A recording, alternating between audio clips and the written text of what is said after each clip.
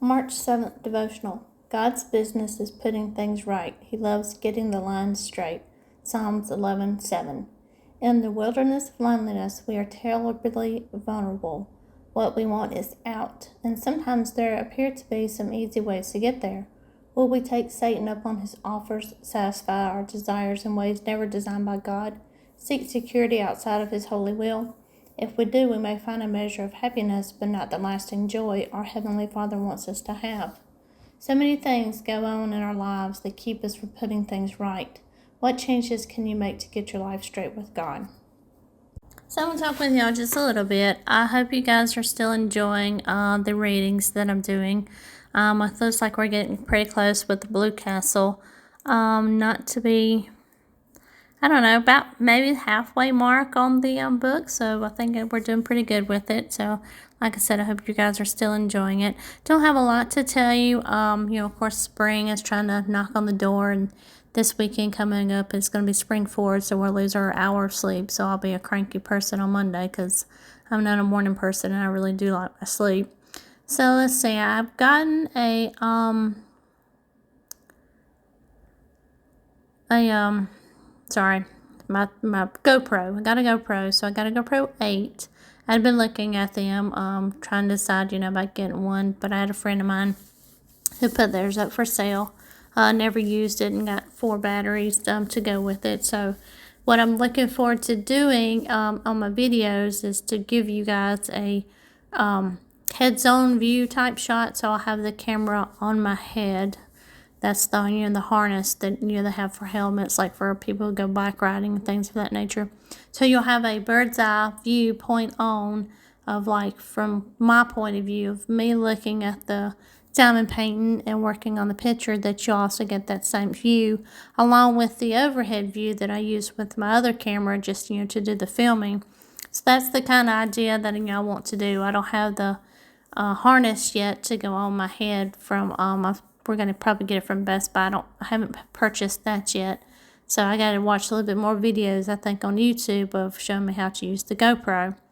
So that's what my idea is, to be doing, and that's when I give you a little update on how things are. I've been working on this third custom a little bit here, so like I said in the description, I'm trying to get it done by Easter. I mean, we'll see, because we're now on the the second week of March, maybe the first full week of March.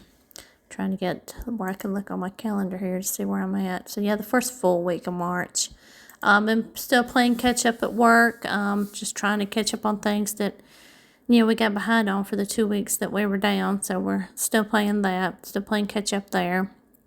Like I said, the weather's trying to be crazy. This past weekend on Friday, we had really bad thunderstorms. Had a tornado warning in the lower part of the county that I live in. So it was a bit crazy weather, and then we have this spring-like weather. We've been having 70-degree days, and then we're getting ready to get into a cold front at the end of this week. So it'd be back in the 50s again and lows in the 30s. So be back, having the heat on. So I have the system automatic in here in the building with me, that I have it on auto.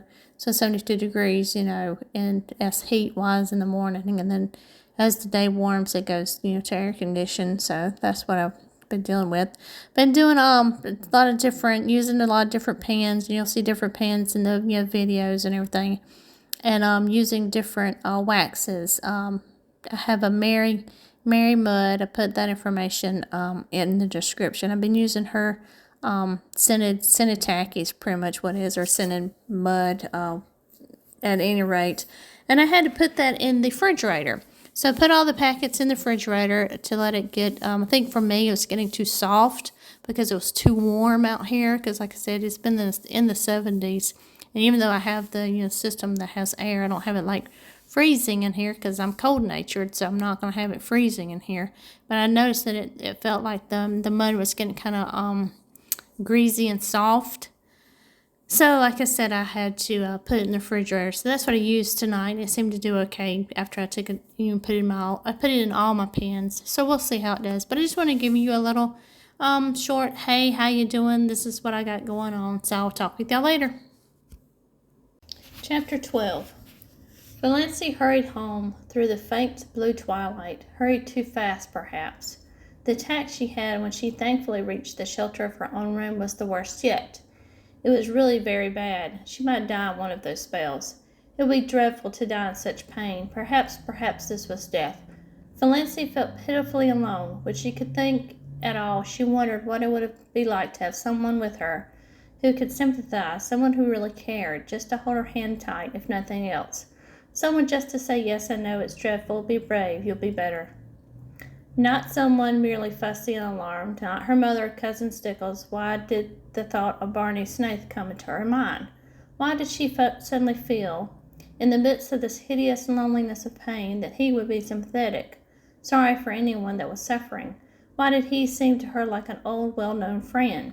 Was it because she had been defending him, standing up to her family for him? She was so bad at first that she could not even get herself a dose of Dr. Trent's prescription. But eventually she managed it, and soon after relief came. The pain left her, and she lay on her bed, spent, exhausted, in cold perspiration. Oh, that had been terrible. She could not endure many more attacks like that. One didn't mind dying if death could be instant and painless, but to be hurt so in dying. She suddenly found herself laughing. That dinner had been fun, and it all had been so simple. She had merely said the things she had always thought. Their faces, Uncle Benjamin, poor flabbergasted Uncle Benjamin. Valancy felt quite sure he would make a new will that very night. Olive would get Valancy's share of his fat hoard. Olive had always got Valancy's share of everything. Remember the dust pile? To laugh at her clan as she always has wanted to laugh was all the satisfaction she could get out of life now. But she thought it was rather pitiful that it should be so. Might she not pity herself a little when no one else did? Valancy got up, went to her window. The moist, beautiful wind blowing across the groves of young leaf-wild trees touched her face with the caress of a wise, tender old friend. Lombardi's and Mrs. Two-year-old's lawn off to the left. Valancy could just see them between the stable and the old carriage shop, were in deep, dark purple silhouette against the clear sky, and there was a milk-white pulsating star just above one of them, like a living pearl on a silver-green lake, far beyond the station where the shadowy purple-hooded woods around Lake Missois. A white, filmy mist hung over them, and just above it was a faint young crescent. Valancy looked at it over her thin left shoulder. I wish, she said whimsically, that I may have one little dust pile before I die. Chapter 13. Uncle Benjamin found he had reckoned without his host when he promised so airily to take Valancy to a doctor. Valancy would not go. Valancy laughed in his face. Why on earth should I go to Dr. Marsh? There's nothing the matter with my mind. Though you all think I've suddenly gone crazy, well, I haven't. I've simply grown tired of living to please other people and decided to please myself. It would give you something to talk about besides my stealing the raspberry jam, so that's that. Doss, said Uncle Benjamin solemnly and helplessly, you're not like yourself. Who am I like, then? Asked Valancy. Uncle Benjamin was rather posed. Your grandfather was Bara, he answered desperately. Thanks. Valancy looked pleased. That's a real compliment. I remember Grandfather Wasborough. He was one of the few human beings I have known, almost the only one. Now it is of no use to scold or entreat or command Uncle Benjamin, or exchange anguished glances with Mother and Cousin Stickles. I'm not going to any doctor, and if you bring any doctor here, I won't see him. So what are you going to do about it? What indeed? It was not seemly or even possible to have Valancy doctorwards by physical force, and in no other way could it be done. Seemingly. Her mother's tears and imploring entreaties availed not. Don't worry, Mother, said Valancy lightly but quite prospectively. It isn't likely I'll do anything very terrible, but I mean to have a little fun. Fun? Mrs. Frederick uttered the word as if Valancy had said she was going to have a little tuberculosis. Olive, sent by her mother to see if she had any influence over Valancy, came away with flushed cheeks and angry eyes. She told her mother that nothing could be done with Valancy after she, Olive, had talked to her just like a sister, tenderly and wisely. All Valancy had said, narrowing her funny eyes to Amir's lips, was, I don't show my gums when I laugh. More as if she were talking to herself than to me. Indeed, Mother, all the time I was talking to her, she gave me the impression of not really listening. And that wasn't all. When I finally decided that what I was saying had no influence over her, I begged her, when Cecil came next week, not to say anything queer before him at least. Mother, what do you think she said? I'm sure I can't imagine, groaned Aunt Wellington, prepared for anything. She said I'd rather like to shock Cecil. His mouth's too red for a man's. Mother, I can never feel the same about Valancy again. Her mind is effective, Olive, said Aunt Wellington solemnly. You must not hold her responsible for what she says. When Aunt Wellington told Mrs. Frederick what Valancy had said to Olive, Mrs. Frederick wanted Valancy to apologize. You made me apologize to Olive 15 years ago for something I didn't do, said Valancy. That old apology will do for now. Another solemn family conclave was held. They were all there except Cousin Gladys, who had been suffering such tortures of neuritis in her head ever since poor Dolls went queer, that she couldn't undertake the responsibility. They decided, that is, they accepted a fact that was thrust in their faces, that the wisest thing was to leave Valancy alone for a while, give her her head, as Uncle Benjamin expressed it, keep a careful eye on her, but let her pretty much alone. The term of watchful waiting had not been invented then, but that was practically the policy Valancy's directive relatives decided to follow. We must be guided by development, said Uncle Benjamin. It is solemnly easier to scramble eggs than unscramble them, of course, if she becomes violent. Uncle James consulted Dr. Ambrose Marsh. Dr. Ambrose Marsh approved their decision.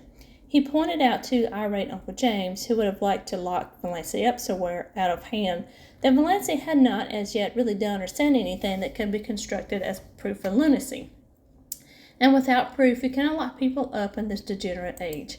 Nothing that Uncle James had reported seemingly alarming to Dr. Marsh, who put his hand to conceal a smile several times, but that he himself was not a Sterling, and he knew very little about the old Valancy. Uncle James stalked out, drove back to Deerwood, thinking that Ambrose Marsh wasn't much of a doctor after all, and that Adelaide Sterling might have done better for herself. Chapter 14. Life cannot stop because tragedy enters it. Meals must be made ready though a son dies, and porches must be repaired even if your only daughter is going out of her mind.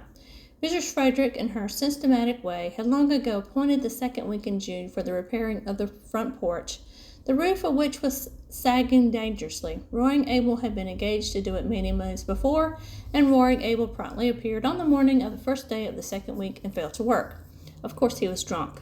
Roaring Abel was never anything but drunk, but he was only in the first stage, which made him talkative and genial. The odor of whiskey on his breath nearly drove Mrs. Frederick and Cousin Stickles wild at dinner. Even Valancy, with all her emancipation, did not like it, but she liked Abel, and she liked his vivid, eloquent talk, and after she washed the dinner dishes, she went out and sat on the steps and talked to him. Mrs. Frederick and Cousin Stickles thought it terrible proceeding, but what could they do? Valancy only smiled mockingly at them when they called her in, and she did not go. It was so easy to defy once you got started. The first step was only a small one that really counted. They were both afraid to say anything more to her lest she might make a scene before Roaring Abel, and he would spread it all over the country with his own characteristic comments and exaggerations. It was too a cold day, in spite of the June sunshine, for Mrs. Frederick to sit at the dining room window and listen to what was said. She had to shut the window, and Valancy and Roaring Abel had their talk to themselves. But if Mrs. Frederick had known what the outcome of that talk was to be, she would have prevented it if the porch was never repaired. Valancy sat on the steps, defiant of the chill breeze of this cold June which had made Aunt Isabel aver the seasons were changing. She did not care whether she caught cold or not. It was delightful to sit there in the cold, beautiful, fragrant world and feel free. She filled her lungs with the clean, lovely wind and held out her arms to it, and let it tear her hair to pieces while she listened to Roaring Abel, who told her his troubles between intervals of hammering and time to his Scottish songs. Valancy liked to hear him. Every stroke of his hammer fell true to the note. Old Abel Gay, in spite of his 70 years, was handsome still, in a stately, patriarchal manner. His tremendous beard, falling down over his blue flannel shirt, was still a flaming, untouched red, though his shock of hair was white as snow, and his eyes were fiery, youthful blue. His enormous reddish-white eyebrows were more like mustaches than eyebrows. Perhaps that is why he always kept his upper lip scrupulously shaved. His cheeks were red, and his nose ought to have been, but it wasn't. It was a fine, upstanding, aquiline nose, such as the noblest Roman of them all might have rejoiced in. Abel was 6'2" in his stockings, broad-shouldered, lean-hipped. In his youth he had been a famous lover, finding all women too charming to bind himself to one. His years had been a wild, colorful panorama of follies and adventures, gallantries, fortunes, and misfortunes. He had been 45 before he married a pretty slip of a girl whom his goings-on killed in a few years. Abel was piously drunk at her funeral and insisted on repeating the 55th chapter of Isaiah. Abel knew most of the Bible and all the Psalms by heart, while the minister whom he disliked prayed and tried to pray. Thereafter his house was run by an untidy old cousin who cooked his meals and kept things going after a fashion. In an unpromising environment, little Cecilia Gay had grown up. Valancy had known Sissy Gay fairly well in the democracy of the public school, though Sissy had been 3 years younger than she. After they left school, their paths diverged, and she had seen nothing of her. Old Abel was a Presbyterian. That is, he got a Presbyterian preacher to marry him, baptize his child, and marry his wife. And he knew more about the Presbyterian theology than most ministers, which makes him a terror to them in arguments. But Roaring Abel never went to church. Every Presbyterian minister who had been at Deerwood tried his hand once at reforming Roaring Abel. But he had not been pestered of late. Reverend Mr. Bentley had been at Deerwood for 8 years, but he had not sought out Roaring Abel since the first 3 months of his pastorate. He had called on Roaring Abel then and found him in the theological stage of drunkenness, which always followed the sentimental maudlin one and preceded the roaring blasphemous one. The eloquently prayerful one, which he realized was temporary and intensely as a sinner as in the hands of an angry God, was a final one. Abel never went beyond it. He generally fell asleep on his knees and awakened sober, but he never been dead drunk in his life. He told Mr. Bentley that he was a sound Presbyterian and sure of his election. He had no sins that he knew of to repent of. "Have you never done anything in your life that you're sorry for?" asked Mr. Bentley. Roaring Abel scratched his bushy white head and pretended to reflect. "Well, yes," he said finally. "There were some women I might have kissed and didn't. I've always been sorry for that." Mr. Bentley went out and went home. Abel had seen that Sissy was properly baptized, jovially drunk at the same time himself. He made her go to church and Sunday school regularly. The church people took her up, and she was in turn a member of the mission band, the Girls' Guild, and the Young Women's Missionary Society. She was a faithful, unobtrusive, sincere little worker. Everybody like Sissy Gay was sorry for her. She was so modest and sensitive and pretty in that delicate, elusive fashion of beauty which fades so quickly if life is not kept in it by love and tenderness. But then liking and pity did not prevent them from tearing her to pieces like hungry cats when the catastrophe came. 4 years previously, Sissy Gay had gone up to a Makuska hotel as a summer waitress, and when she had come back in the fall, she was a changed creature. She hid herself away and went nowhere. The reason soon leaked out and scandal raged. That winter, Sissy's baby was born. Nobody ever knew who the father was. Sissy kept her poor pale lips tightly locked on her sorry secret. Nobody dared ask Roaring Abel any questions about it. Rumor and surmise laid the guilt at Barney Snaith's door because diligent inquiry among the other maids at the hotel revealed the fact that nobody there had ever seen Sissy Gay with a fellow. She had kept to herself, they said rather resentfully, too good for our dances, and now look. The baby had lived for a year, and after its death, Sissy faded away. 2 years ago, Dr. Marsh had given her only 6 months to live. Her lungs were hopelessly diseased, but she was still alive. Nobody went to see her. Women would not go to Roaring Abel's house. Mr. Bentley had gone once when he knew Abel was away, but the dreadful old creature who was scrubbing the kitchen floor told him Sissy wouldn't see anyone. The old cousin had died, and Roaring Abel had 2 or 3 disreputable housekeepers, the only kind who could be prevailed upon to go to a house where a girl was dying of consumption. But the last one had left, and Roaring Abel now had no one to wait on Sissy and do for him. This was the burden of his plaint to Valancy, and he condemned the hypocrites of Deerwood and its surrounding communities with some rich, meaty oaths that happened to reach Cousin Stickle's ears as she passed through the hall and nearly finished the poor lady. Was Valancy listening to that? Valancy hardly noticed the profanity. Her attention was focused on the horrible thought of poor, unhappy, disgraceful Sissy Gay, ill and helpless in a forlorn old house out on the Mistawaz Road, without a soul to help or comfort her, and in this nominally Christian community in the year of grace 19 and some odd.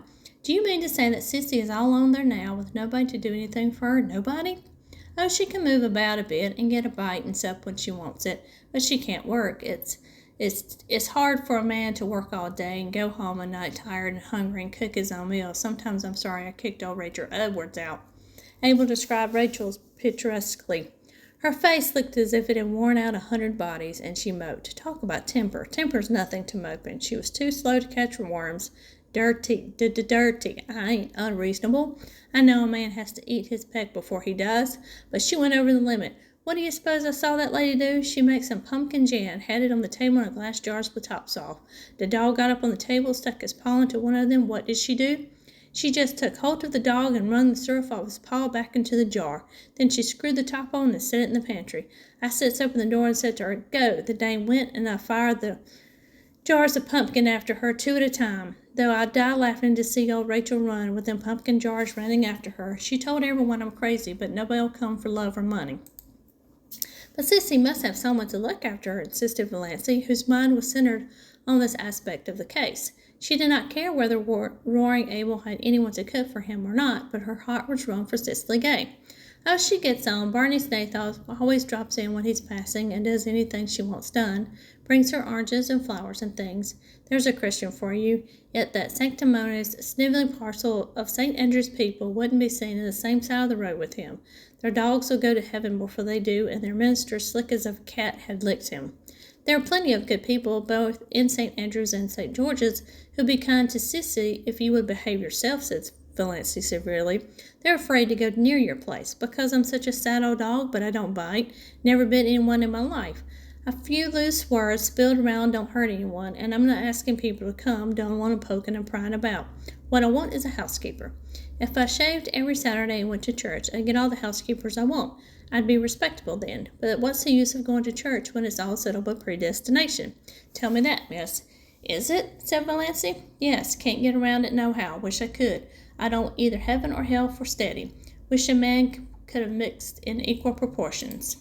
Isn't that the way it is in this world? Said Valancy thoughtfully, but rather as if her thought was concerned with something else than theology. No, no, boomed Abel, striking a tremendous blow on the Strother nail. There's too much hell here, entirely too much hell. That's why I get drunk so often. It sets you free for a little while, free from yourself. Yes, by God, free from predestination. Ever try it? No, I've another way of getting free, said Valancy absently. But about Sissy now, she must have someone to look after her. What are you harping on, sis, for? Seems to me you ain't bothered much about her up until now. You never even come to see her, and she used to like you so well. I should have, said Valancy, but never mind, you couldn't understand. The point is, you must have a housekeeper. Where am I to get one? I can pay decent wages if I could get a decent woman. You think I'd like old hags? Well, I do, said Valancy. Chapter 15. Let us be calm, said Uncle Benjamin. Let us be perfectly calm. Calm? Miss Frederick wrung her hands. How am I to be calm? How can anybody be calm under such a disgrace as this? Why in the world did you let her go? Asked Uncle James. Let her? How could I stop her, James? It seems she packed the big valise and sent it away with Roaring Abel when he went home after supper, while Christine and I were out in the kitchen. Then Doss herself came down with her little satchel, dressed in her green serge suit. I felt a terrible premonition. I can't tell you how it was, but I seemed to know that Doss was going to do something dreadful. It's a pity you couldn't have had your premonition a little sooner, said Uncle Benjamin dryly. I said, Doss, where are you going? And she said, I'm going to look for my blue castle. Wouldn't you think that would convince Marsh that our mind is affected, interjected Uncle James. And I said, Valancy, what do you mean? And she said, I'm going to keep house for Roaring Abel and Nurse Sissy. He will pay me $30 a month. I wonder I didn't drop dead on the spot.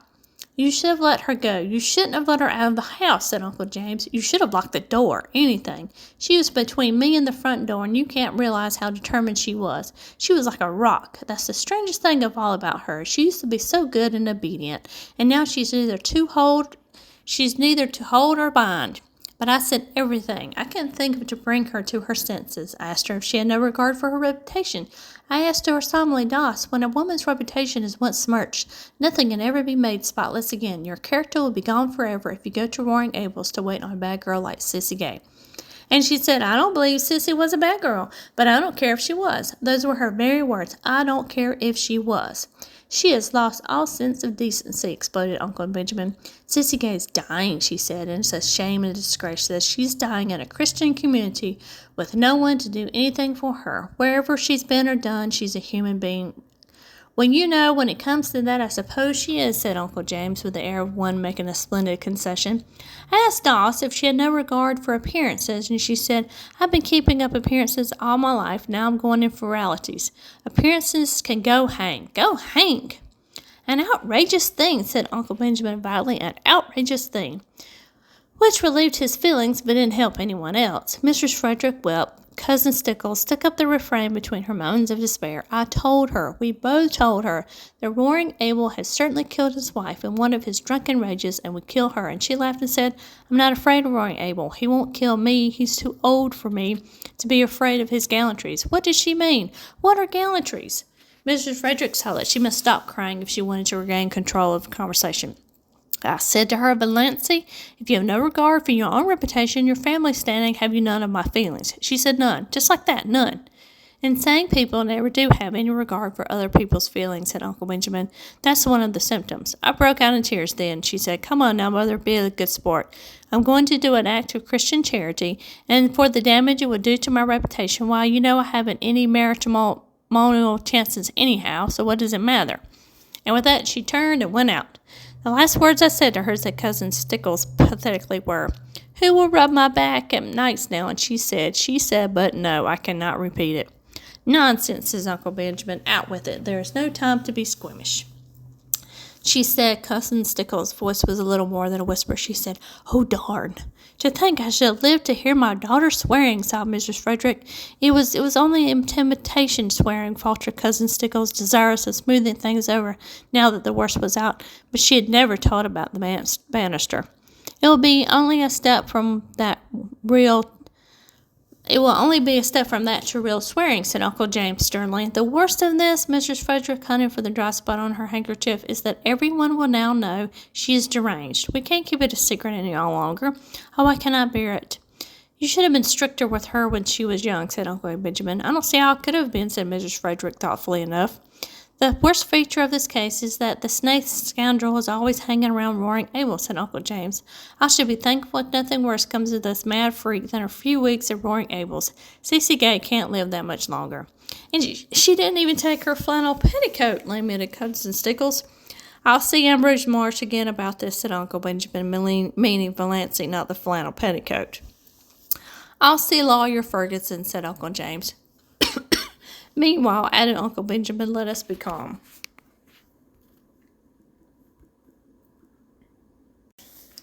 Chapter 16. Valancy walked out to Roaring Abel's house on the Mustalish Road under a sky of purple and amber, with a queer exhilaration and expectancy in her heart. Back there behind her, her mother and Cousin Stickles were crying over themselves, not over her. But here the wind was in her face, soft, dew-wet, cool, blowing along the grassy rows. Oh, she loved the wind. The robins were whistling sleepily in the firs among the way, and the moist air was fragrant in the tang of balsam. Big cars went purring past in the violet dusk. The stream of summer tourists to Muskoska had already begun. But Valancy did not envy any of their occupants. Muskoska cottages might be charming, but beyond, in the sunset skies, among the spires of the firs, her blue castle towered. She brushed the old years and habits and inhibitions away from her like dead leaves. She would not be littered with them. Roaring Abel's rambling, tumble-down old house was situated about 3 miles from the village, on the very edge of up-back, as the sparsely settled, hilly, wooded country around Mistwas was called vernacularly. It did not, it must be confessed, look much like a blue castle. It had once been a snug place enough in the days when Abel Gay had been young and prosperous, and the pruning arch sign over the gate, A. Gay Carpenter, had been fine and freshly painted.